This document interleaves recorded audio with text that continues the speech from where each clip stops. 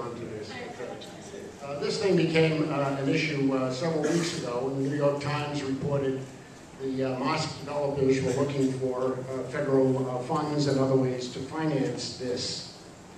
When that story broke, it's now fair game. I'm not talking about rescinding the First Amendment. I'm talking about the appropriateness of this particular site for a mosque. This is beyond insensitive. And if anyone thinks this is an ecumenical gesture of goodwill, I would say they're sadly mistaken. The developers here are doing this for propaganda reasons, and I'm calling them on it. And I will do what I can to see that this is not done, whether it's through financing,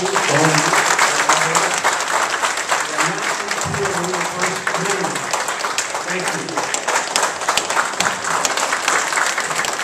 Candidates, immigration. What is your position on illegal immigration?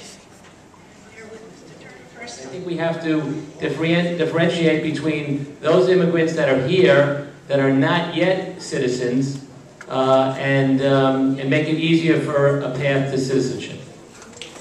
This is a question, this was from the audience. You said you are willing to compromise and cooperate.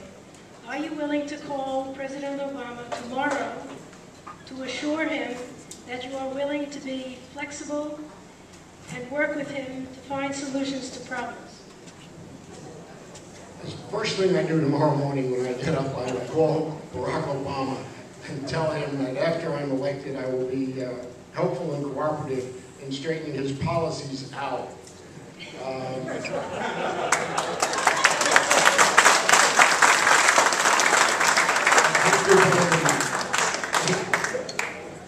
didn't write the question, I just reported.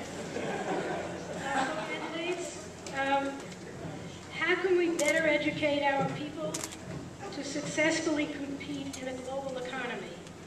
What suggestions do you have towards this end? My opponent is identified with the Tea Party element in the Republican Party.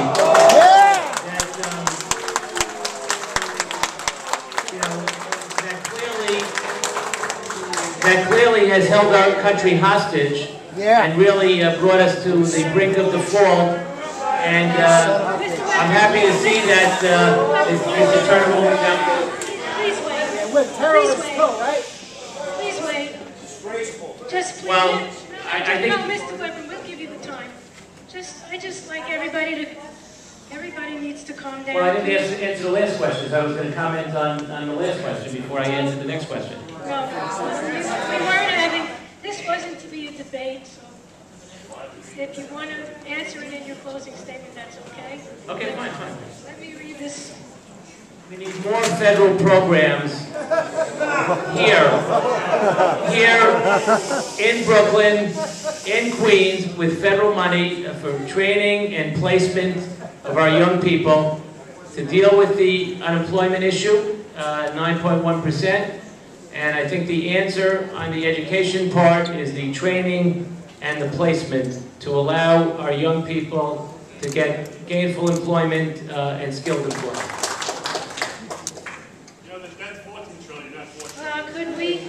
Could we calm down, please? We'll wait. Question for both candidates.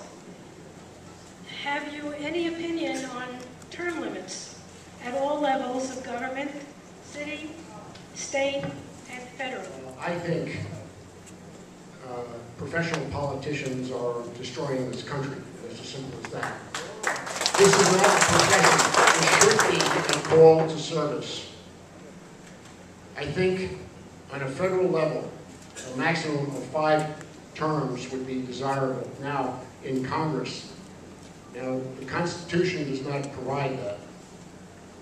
One of the things I'm looking to do is in the future, and I think it'll take 10 years to be able to get a balanced budget amendment, but that amendment could include a few other clauses like term limits.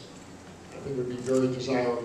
Thank you. Philosophically, the voters should decide, but when there was a public referendum in the city, and twice the voters decided that 8 years was enough, it was wrong to change that legislatively. So that's my We have position. been taught that while the minority has its rights, the majority rules. Yet in truth, the minority has ruled through the congressional lobbying mechanism, and the few who are able to make large political contributions. To eliminate this problem, would you support the end of lobbying and political contributions? Contributions. Unfortunately, I'm not a millionaire like my opponent is, who self-funded his campaign last time when he ran just past. It's a fact. Last November, when he ran, he spent hundreds of thousands of dollars of his own money. I wish I could do that. But I think it's important to have some kind of public financing system. I'd like to see it in Albany. I'd like to see it in Washington. I actually voted in the Assembly to have public financing for the state controller's office as well, as an independent watchdog to kind of remove the influence of outside campaign contributions. City councilman asks a community group to give him $1,500 toward his campaign, which they do.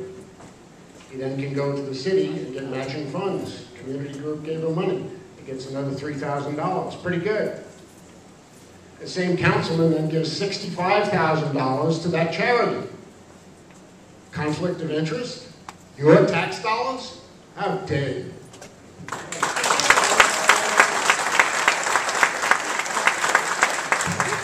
Do you think that government regulation has overreached?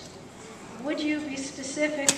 And where, if you believe government has overreached, do you think regulations need to be bolstered? Mr. Turner. It's a long question.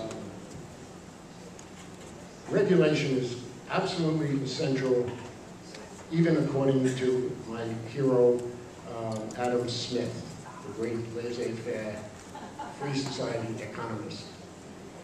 However, we have gone overboard. Recently in the Wall Street Journal, you may have read, a major bank in Nebraska, for every one loan officer that is out doing the bank's business, to loan money to people and bring in business, 1.2 people are solving government regulatory problems. This is self-defeating, it's insane. The Dodd-Frank bill has so many regulations, over 500, that will affect financing, insurance, banking, loaning, here in New York, that we are going to lose thousands of jobs. This is the unintended consequences of regulation. Those jobs are going to move to London and Toronto. Others are going to move to more friendly states. We are overdoing it. We are hurting ourselves terribly on this. We need a system that has minimal regulations and more responsibility and more penalties on individuals who abuse it. One of the reasons why we got into some of the financial institutions got into trouble and had to be bailed out was the fact that they were choosing regulators and there wasn't enough regulation. So I don't think the answer is to let financial institutions go off on their own, not have a consumer protection element, and it's important that the government see that we have sufficient regulation. We've been asked to ask for clarification on some of the campaign literature that many of us have received. So, Mr. Turner, many people in this room have received literature accusing you of being in favor of, quote, sticking seniors with a $6,400 bill by dismantling Medicare. Would you care to comment on this? Lies, lies, lies. I've made my position pretty clear. It seems to fall on deaf ears. I've said, and I'll repeat, I want to protect Social Security and Medicare for those 55 and over, the same deal you have right now. For those younger, we are going to have to come together and find out what we can do to salvage the system. It may be we're going to advance the ages of retirement. We may have increased co-pays. We may do a number of things for those in the younger category. But I want it saved, and we're going to have to fix it. If you're told that we don't have to do anything, and you've heard that tonight, I'll tell you anything to get myself to the next election. It's just not true. You have to face the hard truth. There will be pain down the road ahead. That 40 cents on the dollar, that bill is going to be paid. In less than 10 years, the debt service is going to be greater than Social Security and our defense bill together. So when you start the year, you're going to pay that bill. How much flexibility will you have to do anything else? All right, countries that have ignored this have been Argentina and Russia and others. Hyperinflation is the cure. It'll destroy you. It'll destroy all these systems. Face the truth. Find politicians who will tell you the truth. Thank you. And by the way, that 6,400 figure came from my opponent mentioned he supported last November the Ryan plan. Which Mr. Weprin, please. That's not even true itself. Damn it, get it straight. Wait. The record speaks for itself. Don't be. We wouldn't have a debate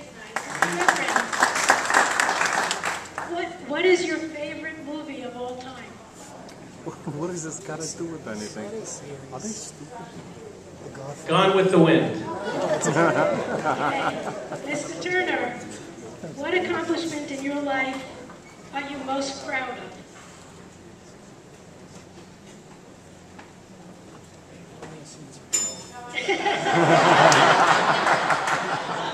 Thank you, sir.